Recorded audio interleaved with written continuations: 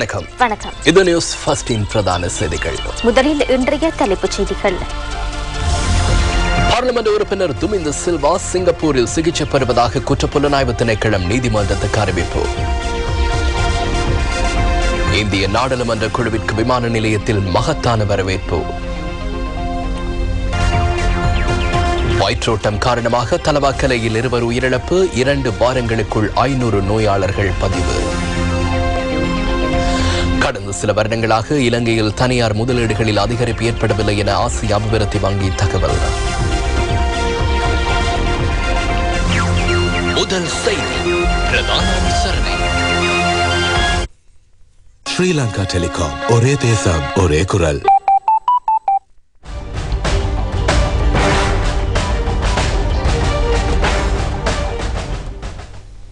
இலங்கைக்கான 2 நாள் உத்தியோகபூர்வ விஜயத்தினை நிறைவு செய்து கொண்ட பலஸ்தீன ஜனாதிபதி இன்று பகல் தனது நாட்டிற்கு திரும்பினார். இலங்கையிலிருந்து செல்வதற்கு முன்னர் பாலஸ்தீன ஜனாதிபதி சுதந்திர சதுக்கத்திற்கு சென்றிருந்ததாக அரசாங்க தகவல் திணைக்களத்தின் இணையதள செய்தியில் குறிப்பிடப்பட்டுள்ளது. பாலஸ்தீன ஜனாதிபதி உள்ளிட்ட 7 பேரை கொண்ட குழுவினர் கடந்த 15ஆம் தேதி நாட்டிற்கு வருகை தந்திருந்ததுடன் இந்த விஜயத்தின் போது 2 நாடுகளுக்கும் இடையில் சில முக்கியத்துவம் வாய்ந்த புரிந்துணர்வு உடன்படிக்கைகள் கைச்சாத்திடப்பட்டிருந்தமை குறிப்பிடத்தக்கதாகும். முதல் செய்தி பிரதான அனுசரணை. ஸ்ரீலங்கா டெலிகாம், ஒரே தேசம் ஒரே குரல். 2013ஆம் ஆண்டு தேசத்திற்கு மகுடம் அபிவிருத்தி நடவடிக்கைகளுக்கான ஏற்பாடுகளை செய்யும் போது இயற்கை சூழல் மற்றும் புரதான தன்மைக்கு பாதிப்பு ஏற்படாத வகையில் செயற்படுமாறு தேசத்திற்கு மகுடம் ஏற்பாட்டாளர்கள் மற்றும் குறித்த அதிகாரிகளுக்கு ஜனாதிபதி ஆலோசனை வழங்கியுள்ளார். இந்த முற்பகல் அலரி மாளிகையில் நடைபெற்ற கலந்துரையாடலின் போது ஜனாதிபதி இந்த ஆலோசனைகளை வழங்கியுள்ளதாக ஜனாதிபதி ஊடகப் பிரிவு குறிப்பிடுகின்றது. 2012ஆம் ஆண்டுக்கான தேசத்திற்கு மகுடம் தேசிய அபிவிருத்தி கண்காட்சியின் அறிக்கையை ஜனாதிபதியிடம் ஒப்படைத்தல் மற்றும் 2013ஆம் ஆண்டுக்கான தேசத்திற்கு மகுடம் கண்காட்சி தொடர்பில் கலந்துரையாடுவதற்காக இந்த சந்திப்பு இடம்பெற்றது. சூழலுக்கும் புராதன தன்மைக்கும் பாதிப்பு ஏற்படாத வகையில் செயற்பட முடியுமான அதிகாரிகளை 2013ஆம் ஆண்டு தேசத்திற்கு மகுடம் கண்காட்சி நடவடிக்கைகளில் ஈடுபடுத்துமாறு ஜனாதிபதி ஆலோசனை வழங்கியுள்ளார். அடுத்த வருடம் தேசத்திற்கு மகுடம் கண்காட்சி நடைபெற உள்ள அம்பாறை மாவட்டத்தை கேந்திரமாக கொண்டு பொலனறுவை, மட்டக்களப்பு மற்றும் திருகோணமலை ஆகிய மாவட்டங்களில் விசேட செயற்திட்டங்களை தெரிவு செய்து அபிவிருத்தி நடவடிக்கைகளை விஸ்தரிக்குமாறு ஜனாதிபதி இதன்போது ஆலோசனை வழங்கியதாக ஜனாதிபதி ஊடகப் பிரிவு வெளியிட்டுள்ள அறிக்கையில் குறிப்பிடப்பட்டுள்ளது.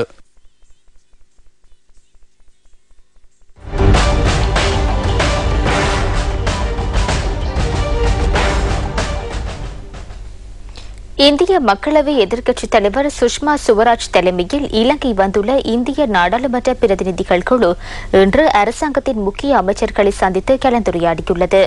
இந்த குழுவினர் நேற்றிரவு நாட்டிற்கு வருகை தந்திருந்தனர். இது தொடர்பான மேலதிக தகவல்களை தொடரும் செய்திகளில் எதிர்பாருங்கள். பார்லிமெண்ட் உறுப்பினர் துமிந்த சில்வா சிங்கப்பூரில் சிகிச்சை பெற்று வருவதாக குற்றப்புலனாய்வு திணைக்களம் இன்று நீதிமன்றத்துக்கு அறிவித்தது. கடந்த வருடம் அக்டோபர் மாதம் 8ஆம் தேதி இடம்பெற்ற சம்பவத்தின் பின்னர் சிங்கப்பூருக்கு அழைத்துச் செல்லப்பட்டு எலிசபெத் வைத்தியசாலையில் துமிந்த சில்வா சிகிச்சைக்கு உட்படுத்தப்பட்டு வருவதாக கொழும்பு மேலதிக நீதவான் பிரசன்ன ஆல்விஸ் முன்னிலையில் குற்றப்புலனாய்வு திணைக்களம் அறிவித்துள்ளது. துமிந்த சில்வாவின் தந்தையான பிரேமலால் டி சில்வாவிடமிருந்து கிடைத்த வாக்குமூலத்தின் அடிப்படையில் இந்த தகவல்கள் தமக்கு கிடைத்ததாக நீதிமன்றத்துக்கு அறிக்கை ஒன்றை சமர்ப்பித்த உதவி போலீஸ் அத்தியட்சகர் ஷானி அபேசேகர தெரிவித்தார். குற்றப்புலனாய்வு திணைக்களத்தின் தகவல்களை துமிந்த சில்வாவின் தந்தையிடமிருந்து கிடைத்த சத்திய கடதாசியை நீதிமன்றத்தில் சமர்ப்பித்து ஜனாதிபதி சட்டத்தரணி ஹேமந்த வர்ணகுலசூரிய உறுதிப்படுத்தினார். துமிந்த சில்வாவின் உடல்நிலை இன்னும் தேறவில்லை எனவும் அவருக்கு மற்றொரு தீவிர சத்திர சிகிச்சை மேற்கொள்ளப்பட வேண்டியுள்ளதாகவும் ஹேமந்த வர்ணகுலசூரிய நீதிமன்றத்தில் அறிவித்தார். துமிந்த சில்வாவை கைது செய்வதற்கு பிடியாணை பிறப்பித்து அதற்கு சர்வதேச போலீசாரின் உதவியை பெற்றுக் கொள்ளுமாறு வரதலட்சுமன் பிரேமச்சந்திரவின் உறவினர்கள் சார்பில் ஆஜராகியிருந்த ஜனாதிபதி சட்டத்தரணி டிராந்த வேலையாத்து குறிப்பிட்டார். இதன்போது பதிலளித்த நீதவான் துமிந்த சில்வா ஒரு சந்தேக நபர் என்பதுடன் சம்பவத்தினால் பாதிக்கப்பட்டவர் எனவும் கூறினார். எவ்வாறாயினும் குற்றப்புலனாய்வு திணைக்களம் துமிந்த சில்வாவை கைது செய்ய முடியாதென இதுவரை அறிவிக்காமையால் பிடியாணை பிறப்பிக்க முடியாதெனவும் மேலதிக நீதவான் சுட்டிக்காட்டினார். சம்பவம் தொடர்பிலான விசாரணைகள் எதிர்வரும் 24ஆம் தேதி மீண்டும் இடம்பெறும் எனவும் அதுவரை சந்தேக நபர்களை விளக்கமறையில் வைக்குமாறும் நீதவான் உத்தரவிட்டார்.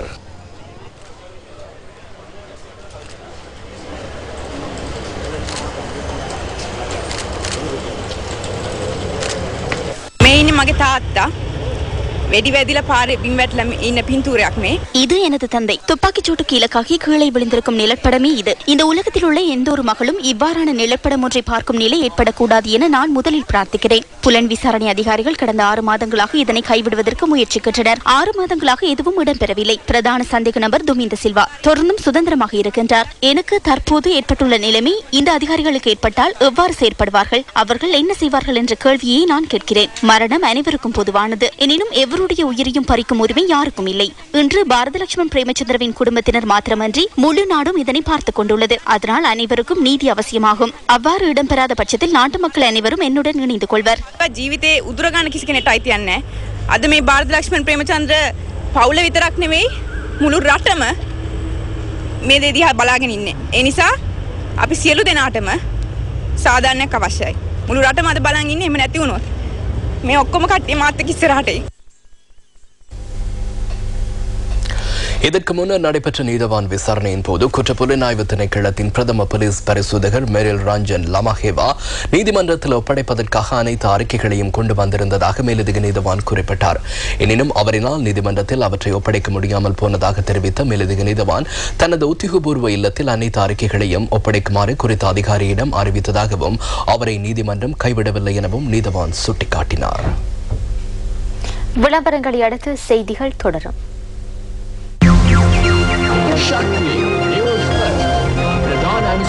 புதிய என்ஃபக்ரோ A+ ஆரோக்கியமான பிள்ளைகளை அதிகமாக கற்கின்றனர். செய்திகள் தொடர்கின்றன. வயிற்றோட்டம் காரணமாக தலவாக்கலை லிந்துலை பிரதேசத்தில் 2 உயிரிழந்துள்ளனர்.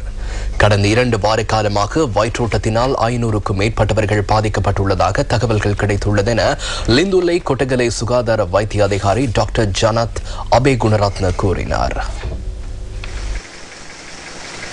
மார்ச் மாதம் இறுதி வாரத்தில் பதிவான மழையுடன் கூடிய காலநிலை காரணமாக இந்த நிலைமை ஏற்பட்டுள்ளதாக லிந்துலை மாவட்ட வைத்தியசாலையின் மருத்துவ அதிகாரி டாக்டர் சாந்திக பண்டார விக்ரமசூரிய குறிப்பிட்டார். சுத்தமற்ற குடிநீர் பாவனை காரணமாக இவர்கள் நோய்வாய்ப்பட்டுள்ளதாகவும் அவர் சுட்டிக்காட்டினார். வயிற்றோட்டம் காரணமாக கடந்த மார்ச் மாதம் 31ஆம் தேதி 6 மாத குழந்தை ஒன்று உயிரிழந்திருந்தது. இந்த நிலையில் லிந்துலை கொலிவுட் தோட்டத்தைச் சேர்ந்த 46 வயதான ஒருவர் இன்று உயிரிழந்தார்.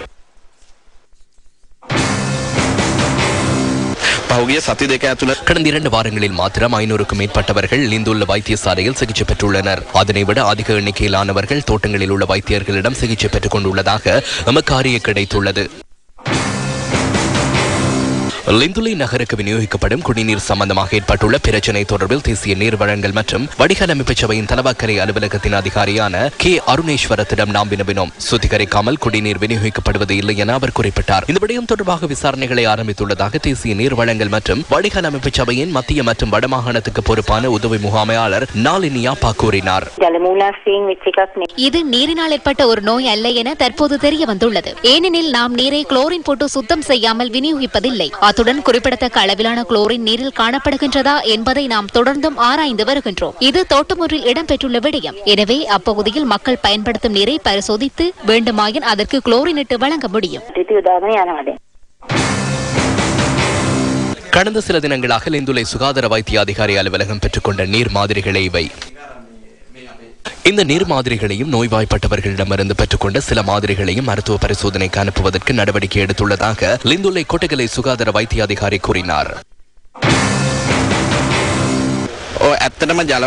உண்மையில் இங்கு நீரிலே பிரச்சனை உள்ளது. பிரதான நீர் வழங்கல் கட்டமைப்பிலிருந்து கிடைக்கின்ற நீரின் தன்மையில் பாரியதொரு மாற்றத்தை காண்கின்றோம். அதேபோன்று மழை காரணமாக தோட்டப்புறங்களில் கழிவுப் பொருட்கள் கரைந்து நீரில் கலக்கின்றமையினாலும் தோட்டப்புறங்களில் உள்ள நீர்ப்பாசன திட்டங்களுக்கு உரிய முறையில் குளோரின் இடப்படாமையினாலும் இந்த பிரச்சனை ஏற்பட்டுள்ளது. அதாவது நீரை சுத்திகரிப்பதில் ஏற்பட்டுள்ள பிரச்சனை இதற்கு காரணமாகும்.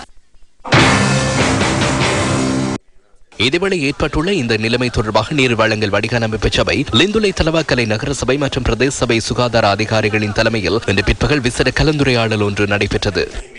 கடந்த 2-3 கிழமையாக தலவாக்கலையில ஓட்ட போட்டு நாங்கள் பேசணும். இந்த எங்களுக்கு ஒரு குடிநீர் பிரச்சனை ரொம்ப பிரச்சனையா இருந்தது. உங்களுக்கு தெரியுது, இந்த ஆத்து தண்ணி, இந்த கொத்மலை வயல் இந்த ஆத்துல தண்ணி தான் மக்களுக்கு கொடுக்கறது. இது எந்த விதமான மக்களுடைய சுகாதாரத்துக்கு ஒத்து வர மாதிரி கொடுக்க மாட்டாங்க. அதனாலதான் இதுக்கு முக்கியமான ஒரு காரணமா வந்திருக்கு. இப்பொழுது இந்த நூடகனால இப்படி இந்த செய்தி போனனால இப்ப இந்த உத்தியோகஸ்தர் மாதிரி கண்ட பிரதேசத்தில் இருந்து இப்ப இதுக்கு தேவையான நடவடிக்கை எடுத்துக்கொண்டு போறது. எனினும் லிந்துலை பிரதேசத்தில் ஏற்பட்டுள்ள இந்த நிலைமை தொடர்பாக விடுக்கப்படும் குற்றச்சாட்டுகள் தொடர்பில் நாம் பிரதேசத்தின் நீர்வளங்கள் மற்றும் வடிகால் அமைப்பு சபையிடம் வினவினோம். அதற்கு அவர்கள் பதிலளித்த விதமே இது.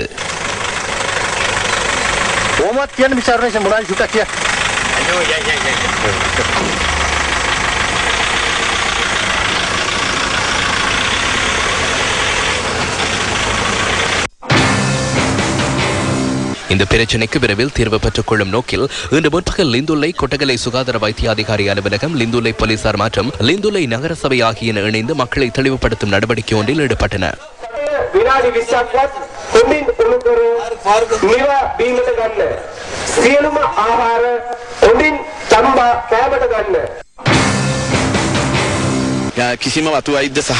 தோட்டங்களில் உள்ள மருத்துவ உதவியாளர்களிடம் மருந்துகளை பெற்றுக்கொள்ள வேண்டாம். காய்ச்சல், வாந்தி பேதி, வயிற்றோட்டம் போன்ற அறிகுறிகள் தென்படின் உடனடியாக அருகில் உள்ள வைத்தியசாலை ஒன்றில் சிகிச்சை பெறுமாறு நாம் கூறிக்கொள்கின்றோம்.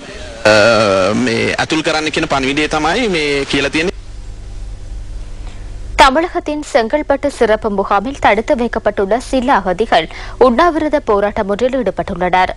தம்மை விடுதலை செய்யுமாறு வலியுறுத்தி இவர்கள் இந்த உண்ணாவிரத போராட்டத்தில் ஈடுபட்டுள்ளதாக பிபிசி செய்தி வெளியிட்டுள்ளது. விடுதலை புலிகள் என்ற சந்தேகத்தின் பேரில் கைது செய்யப்பட்டு தடுத்து வைக்கப்பட்டிருக்கும் 10 பேரை உண்ணாவிரதத்தில் ஈடுபட்டுள்ளனர்.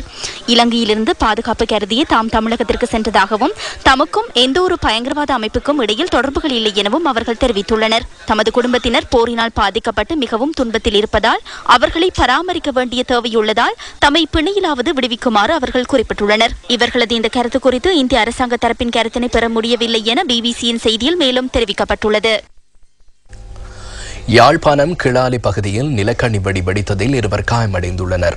நேற்று மாலை இந்த சம்பவம் இடம்பெற்றுள்ளது. கிளாலி பகுதியில் நிலக்கண்ணி வெடிகள் அகற்றப்படாத பிரதேசத்திற்கு இவர்கள் சென்றிருந்த சந்தர்ப்பத்தில் இந்த அனர்த்தம் நிகழ்ந்துள்ளதாக ராணுவ பேச்சாளர் பிரிகேடியர் ருவான் வணிகசூரிய குறிப்பிட்டுள்ளார். காயமடைந்த 2 உள்ளிட்ட 4 தடை செய்யப்பட்ட பகுதிக்குள் பிரவேசித்தமையின் காரணமாக இந்த அனர்த்தம் நிகழ்ந்துள்ளதாக ராணுவ பேச்சாளர் மேலும் தெரிவித்தார். இதில் காயமடைந்த 2 யாழ் போதனா வைத்தியசாலையில் அனுமதிக்கப்பட்டுள்ளதுடன் அவர்களில் ஒருவரின் கால் பாதிக்கப்பட்டுள்ளதாக தெரிவிக்கப்படுகிறது.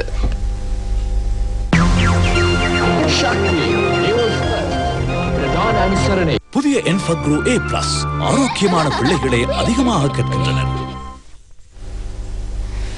யாழ்ப்பாணம் வடமராட்சி தொண்டமன்னாறு பகுதியைச் சேர்ந்த இளைஞர் ஒருவர் காணாமற் போனமை தொடர்பில் விசாரணைகள் ஆரம்பிக்கப்பட்டுள்ளதாக போலீசார் தெரிவிக்கின்றனர்.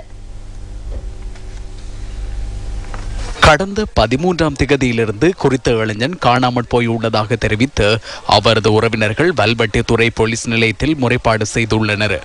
18 வயதான காணாமல் போன சிவலிங்கம் சிவகுமார் 15 பேரை கொண்ட குடும்பத்தின் 11வது பிள்ளை ஆவார். புத்தாண்டு தினத்தன்று மாலை தனது சகோதரின் வீட்டிற்கு செல்வதாக கூறி சென்ற இளைஞன் தொடர்பான எந்தவிதமான தகவல்களும் இதுவரை கிடைக்கவில்லை என உறவினர்கள் தெரிவிக்கின்றனர்.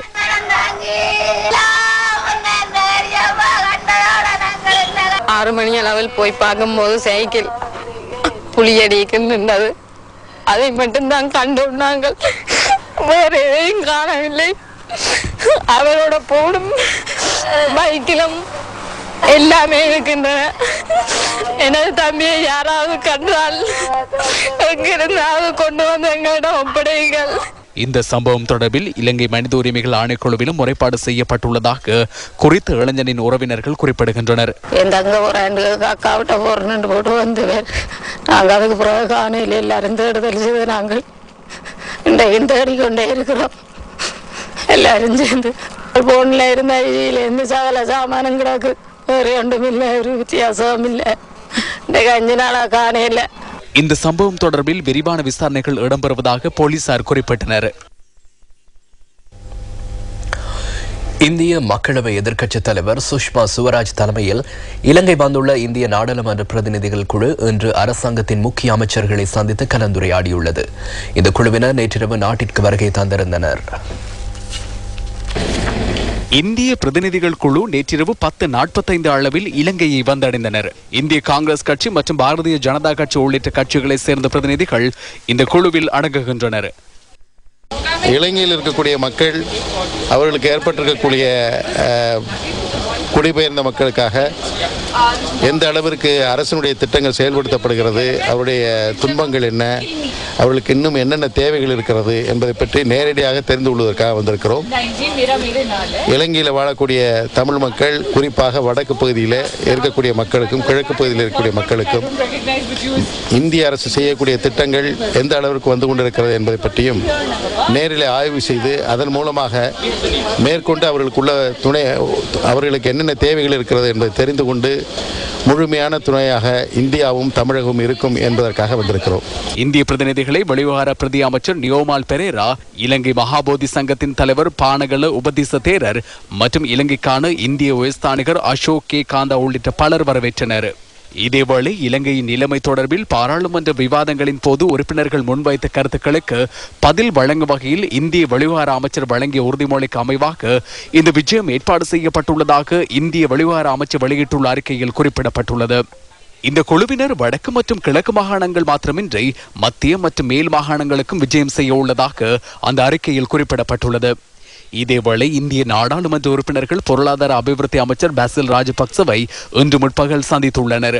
இதன்போது இலங்கையின் இறைமைக்கு மதிப்பளிப்பதாக இந்திய பிரதிநிதிகள் குழுவின் தலைவர் சுஷ்மா சுவராஜ் தெரிவித்துள்ளார். 2005ஆம் ஆண்டின் பின்னர் இடம்பெயர்ந்தவர்களில் 95% உரிய வசதிகளுடன் மீள்குடியேற்றப்பட்டுள்ளதாக அமைச்சர் பாசில் ராஜபக்ச இதன்போது சுட்டிக்காட்டியுள்ளார். குறுகிய காலப்பகுதிக்குள் யுத்தத்தினால் பாதிக்கப்பட்ட பிரதேசங்களின் இயல்பு நிலைமையை வழமைக்கு கொண்டுவர முடிந்துள்ளதாகவும் பொருளாதார அபிவிருத்தி அமைச்சர் கூறியுள்ளார். கிளிநொச்சிக்கு சென்று அங்குள்ளவர்களை நேரில் சென்று சந்திப்பதற்கும் அவர்களுக்கு இதன்போது அழைப்பு விடுத்ததாக அமைச்சு வெளியிட்டுள்ள அறிக்கையில் தெரிவிக்கப்பட்டுள்ளது. இதேவேளை இந்திய பிரதிநிதிகள் குழுவினர் இன்று மாலை வெளிவிவகார அமைச்சர் பேராசிரியர் GL பீரிஸையும் சந்தித்து பேச்சுவார்த்தை நடத்தியுள்ளனர். இதனையடுத்து பாராளுமன்ற கட்டட தொகுதிக்கு விஜயம் செய்த இந்த குழுவினர் இலங்கை பாராளுமன்ற உறுப்பினர்களுடன் கலந்துரையாடல்களிலும் ஈடுபட்டுள்ளனர். எதிர்வரும் 20ஆம் தேதி இவர்கள் இலங்கை மகாபோதி சங்கத்தின் தலைவர் பானகல உபதேச தேரரையும் சந்தித்து கலந்துரையாட உள்ளனர்.